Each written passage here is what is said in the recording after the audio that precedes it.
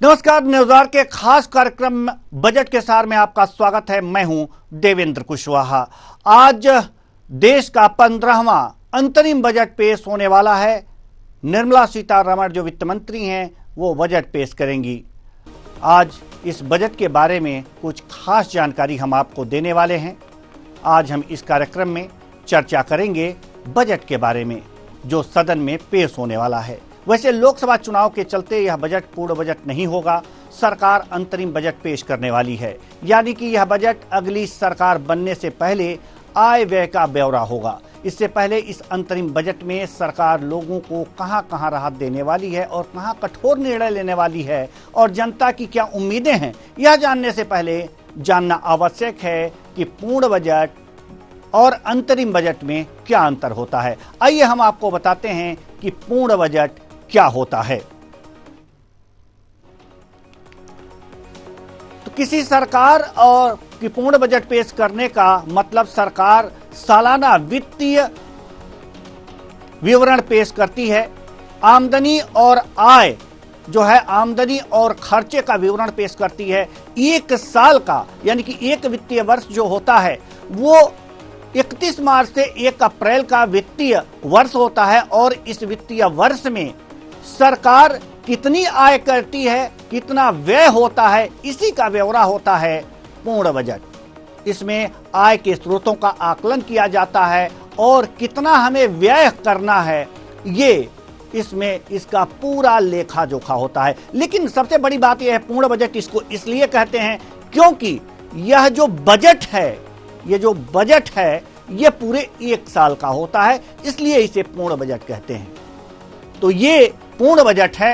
पूर्ण बजट एक बार फिर आपको बता दें कि वह बजट होता है जो एक वित्तीय वर्ष यानी कि 31 मार्च से लेकर 1 अप्रैल तक पूरे एक साल का होता है और इसमें आय व्यय के ब्यौरे यानी कि अगर जो बात करें पूर्ण बजट की तो संविधान के अनुच्छेद 112 में पूर्ण बजट का विवरण है।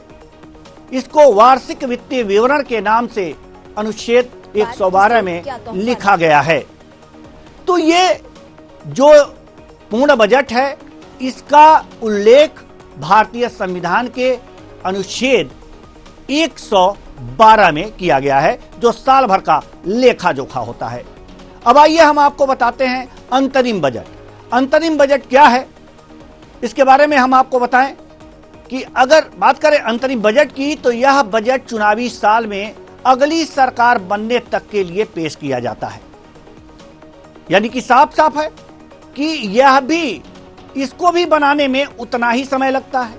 इसको भी बनाने में जो समय है, जो प्रक्रिया है, पूर्ण बजट की प्रक्रिया अपनाई जाती है, लेकिन यह कुछ समय के लिए होता है। जैसे कि इस साल चुनावी साल है, आम चुनाव होने हैं और आम चुनाव होने तक और नई सरकार बनने तक के लिए जो बजट पेश किया जाता है उसे अंतरिम बजट कहते हैं।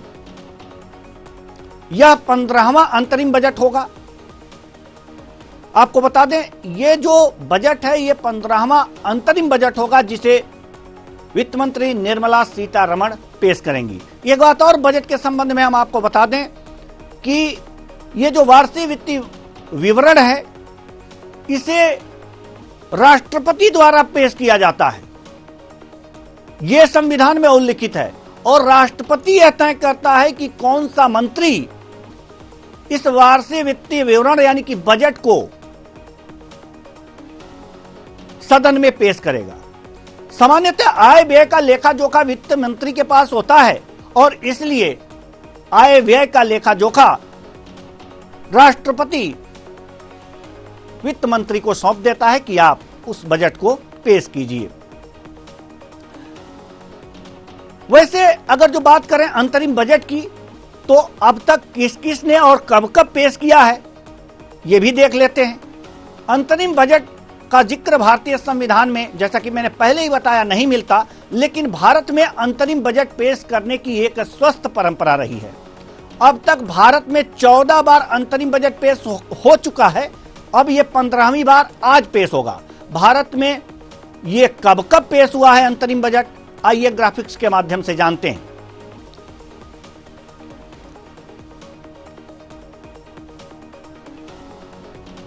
अंतरिम बजट ये कब कब पेश हुआ?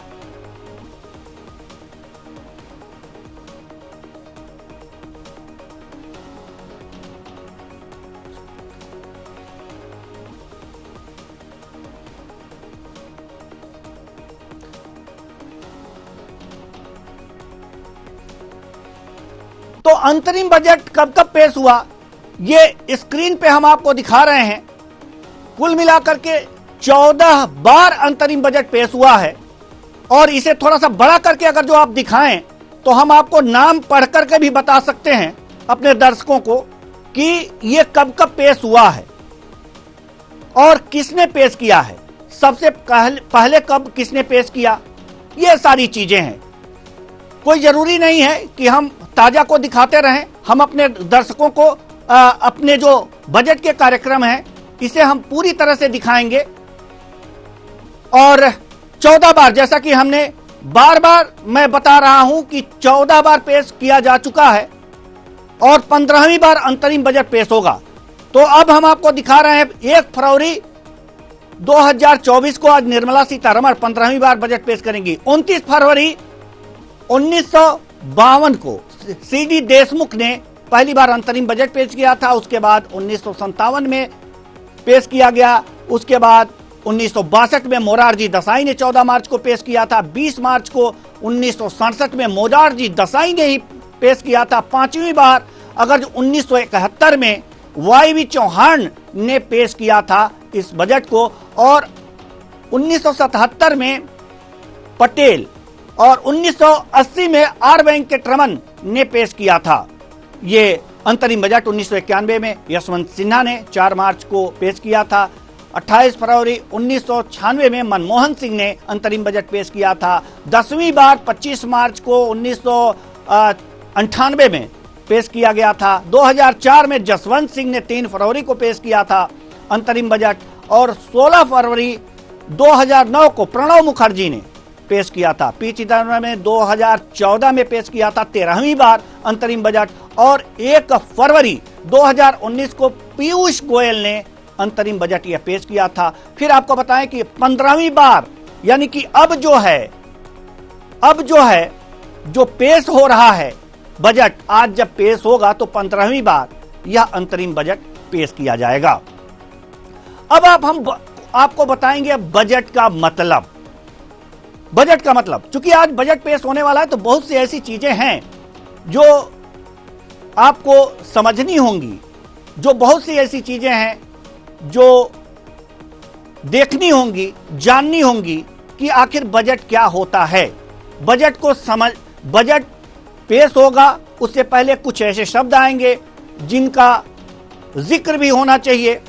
और एक बार हम फिर कहेंगे कि अगर ब्रेकिंग हटा करके फुल थोड़ा सा और चौड़ा दिखाएं तो हम पढ़ करके बता भी सकते हैं अपने दर्शकों को कि क्या चीजें होनी चाहिए। तो बजट को समझने की जहां तक बात है कि बजट शब्द लिया कहां से गया है, तो बजट शब्द जो लिया गया है, ब्रेकिंग हटा करके अगर जो दिखाएं तो बेहतर होगा। तो बजट को समझने की जो बातें हैं,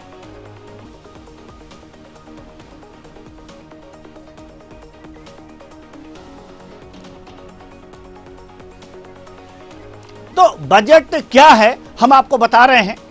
बजट है क्या, बजट शब्द आया कहां से। बजट शब्द जो है वो एक फ्रेंच भाषा का शब्द है।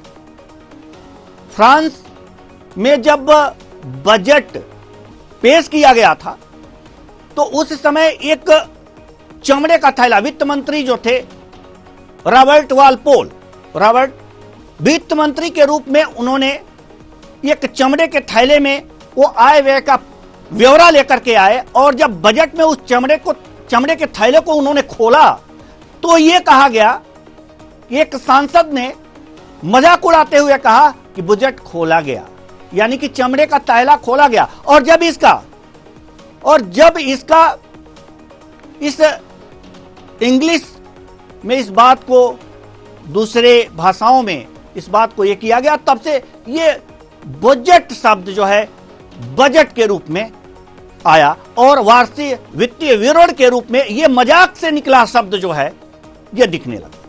यह सारी चीजें हैं, हम आपको बता रहे हैं कि बजट क्या है। यह बजट क्या है हमने आपको बताया। बजट का मतलब पढ़े लिखे आदमी के लिए भी समझना एक टीढ़ी खेल होती है।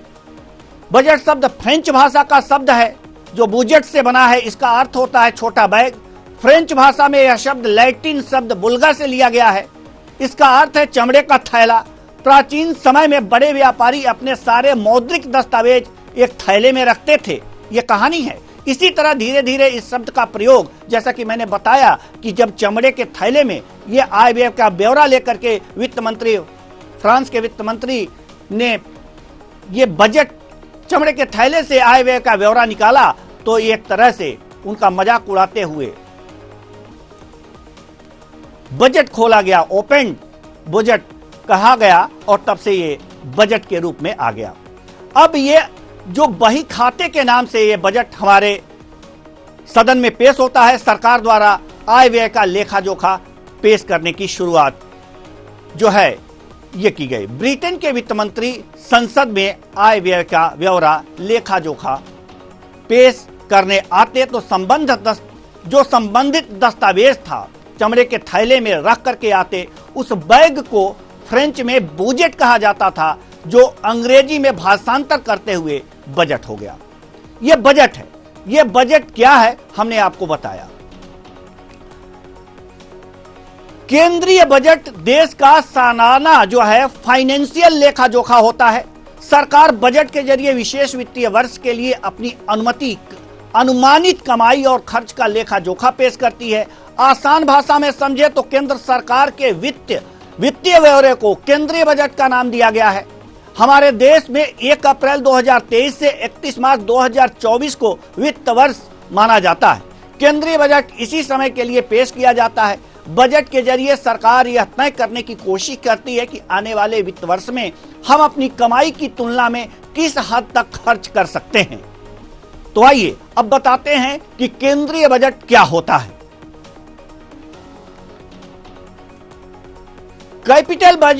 कैपिटल बजटिंग को उस प्रक्रिया के रूप में परिभाषित किया गया है जिसके द्वारा कोई व्यवसाय यह निर्धारित करता है कि कौन सी अचल संपत्ति खरीद या परियोजना निवेश स्वीकार्य है और कौन सी नहीं।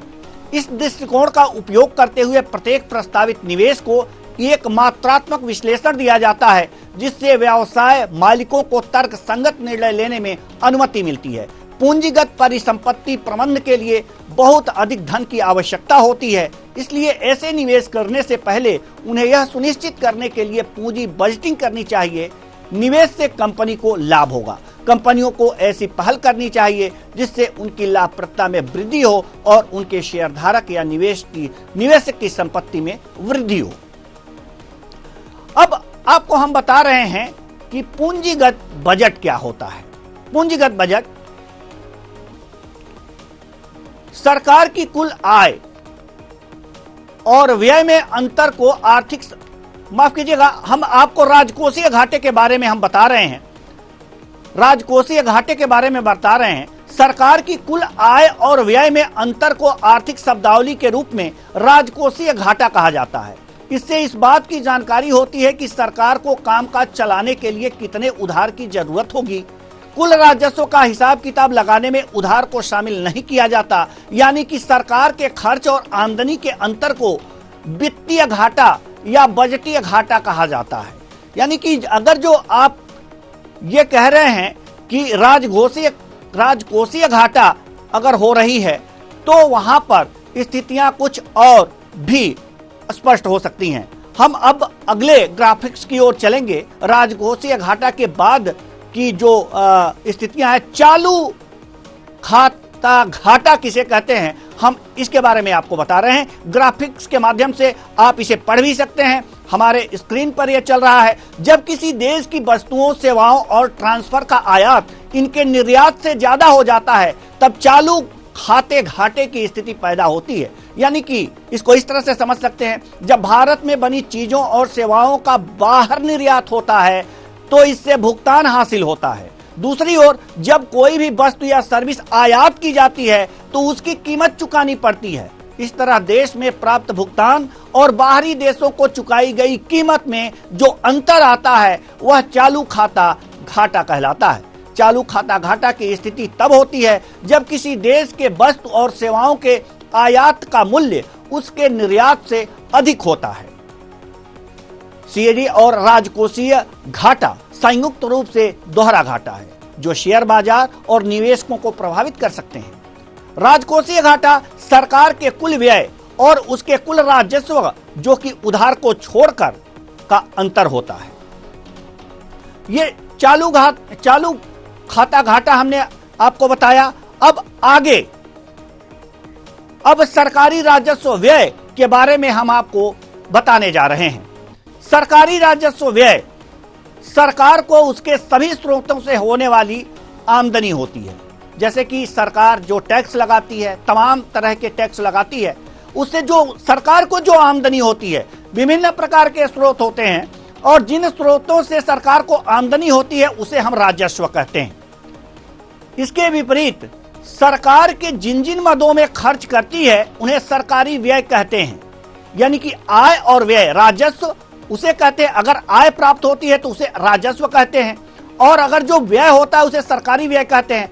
यह सरकार की वित्तीय नीति का एक महत्वपूर्ण हिस्सा होती है। राजस्व और व्यय के अंदर उन खर्चों को रखा जाता है जिससे सरकार की न तो उत्पादन क्षमता का विस्तार होता है और न ही भविष्य के लिए अतिरिक्त आय सृजित होती है। जैसे सरकारी विभागों को चलाने में होने वाला खर्च, सरकारी सब्सिडी, कर्ज पर ब्याज की अदायगी और राज्य सरकारों को अनुदान आदि।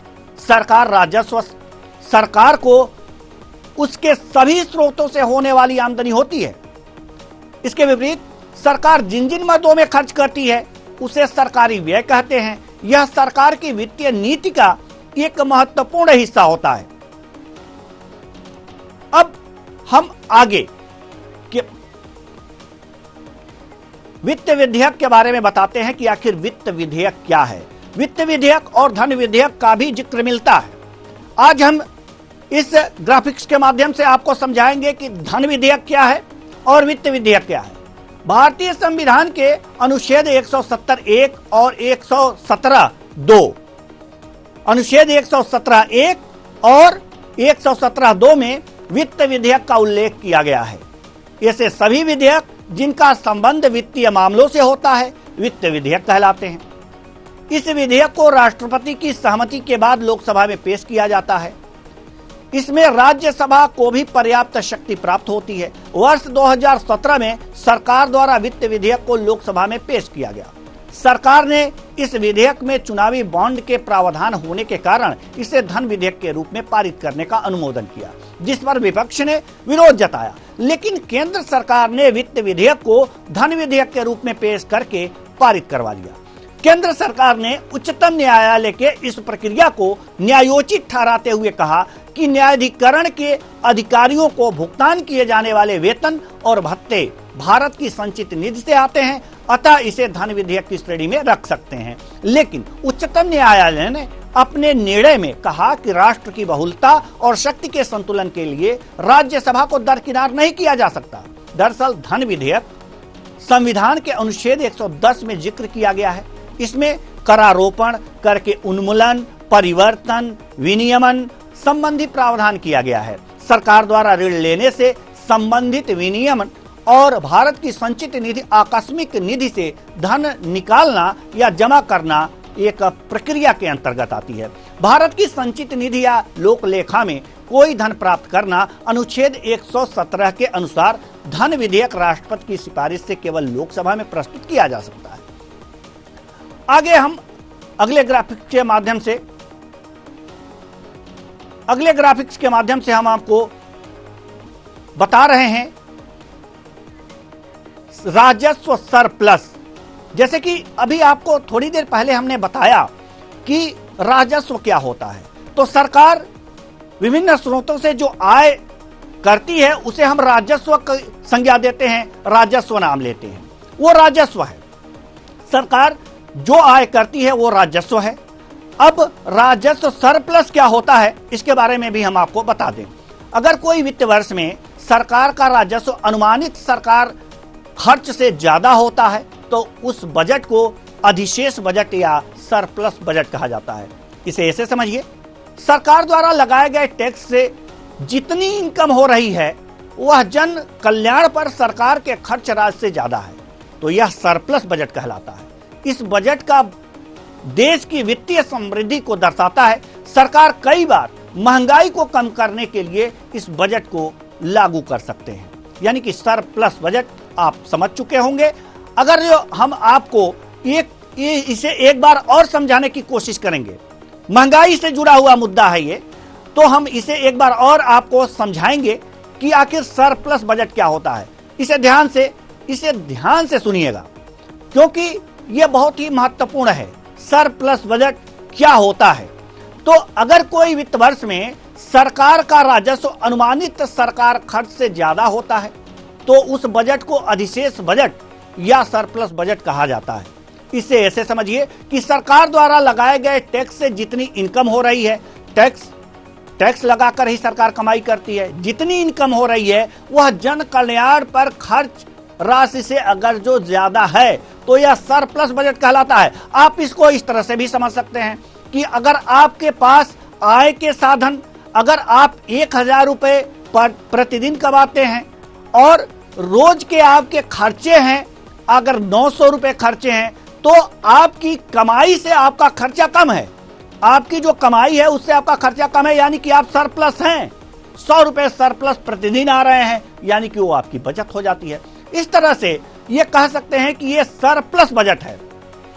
इस बजट का देश की वित्तीय समृद्धि को दर्शाता है। सरकार कई बार महंगाई को कम करने के लिए इस बजट को लागू कर सकती है, यानी कि आप रिच होते जा रहे हैं, यानी कि जब हमारी अर्थव्यवस्था आगे बढ़ रही है तो इसको हम इस तरह से देख सकते हैं कि हम 5 ट्रिलियन यानी कि हम विश्व की 5वीं अर्थव्यवस्था क्यों बनने वाले हैं?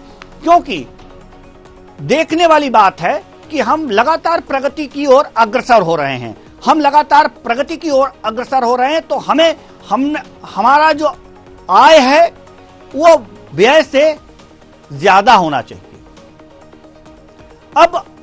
अब हम अगले सेगमेंट की ओर चलते हैं, विनियोग विधेयक। विनियोग विधेयक के बारे में हम बात करेंगे। विनियोग विधेयक के बारे में हम बात करेंगे और विनियोग विधेयक का सीधा सा अर्थ यह है कि तमाम तरह के उपायों के विनियोग विधेयक सरकार को वित्तीय वर्ष के दौरान होने वाले खर्चों को पूरा करने के लिए भारत की संचित निधि से आवश्यक पूंजी निकालने का अधिकार देता है। इस प्रकार केंद्रीय बजट प्रस्तावों पर सामान्य चर्चा पूरी होने और अनुदान की मांगों पर मतदान संपन्न होने के बाद सरकार विनियोग विधेयक संसद में पेश करती है। लोकसभा से विनियोग विधेयक को पारित किए जाने के बाद इसे राज्यसभा में भेजा जाता है। केंद्रीय बजट लगातार 3 वित्तीय वर्षों के वित्तीय विवरण का रिकॉर्ड देता है। उपरोक्त के अलावा केंद्रीय बजट में विनियोग विधेयक भी शामिल है, जिसे 1 अप्रैल को लागू होने से पहले संसद के दोनों सदनों द्वारा सरकारी खर्च पूरे करने के लिए सरकार की कमाई नाकाफी है और सरकार को इस मद में खर्चे पूरे करने के लिए संचित निधि से धन की जरूरत है। एक तरह से वित्त मंत्री इस विधेयक के माध्यम से संसद से संचित निधि से धन निकालने की अनुमति मांगते हैं और यह होता है विनियोग विधेयक। तो स्थितियां ये हैं। तो हमने आपको पूरी तरह से यह बताया है और एक बार फिर हम आपको बताना चाहेंगे यह अंतर, क्योंकि ये बहुत ही महत्वपूर्ण होती है। 3 बातें जो इसमें महत्वपूर्ण हैं बजट से संबंधित। ये बजट क्या है, पूर्ण बजट क्या है, मैंने आपको पहले ही बताया कि पूरे 1 साल का आय व्यय का ब्यौरा। इसे सिर्फ भाषण ही कह सकते हैं, इसमें अनुमान लगाया जाता है कि हम इतना कमा सकते हैं, इतना खर्च करेंगे। तो ये अनुमान पूर्ण बजट होता है। अंतरिम पूर्ण बजट का उल्लेख वार्षिक वित्तीय विवरण के रूप में भारतीय संविधान के अनुच्छेद 112 में ये वर्णित है। साथ ही साथ अगर जो हम अंतरिम बजट की बात करते हैं, अंतरिम बजट एक बार फिर हम आपको बताना चाहेंगे कि इसका भारतीय संविधान में कोई उल्लेख नहीं है, लेकिन यह उसी तरह से तैयार किया जाता है जिस तरह से पूर्ण बजट, लेकिन यह चुनावी साल में प्रस्तुत किया जाता है। और आज जो प्रस्तुत होने वाला है ये 15वां अंतरिम बजट वित्त मंत्री निर्मला सीतारमण पेश करेंगी। एक बात और आती है जो हम पूरे सेगमेंट में आपको नहीं बताए, लेखानुदान। लेखानुदान का उल्लेख भारतीय संविधान के अनुच्छेद 116 में इंगित है, भारतीय संविधान के 116 अनुच्छेद में अंकित है, अनुच्छेद संख्या 116 में। और यह लेखानुदान यह होता है कि कुछ समय के लिए खर्चे निकाले जाते हैं।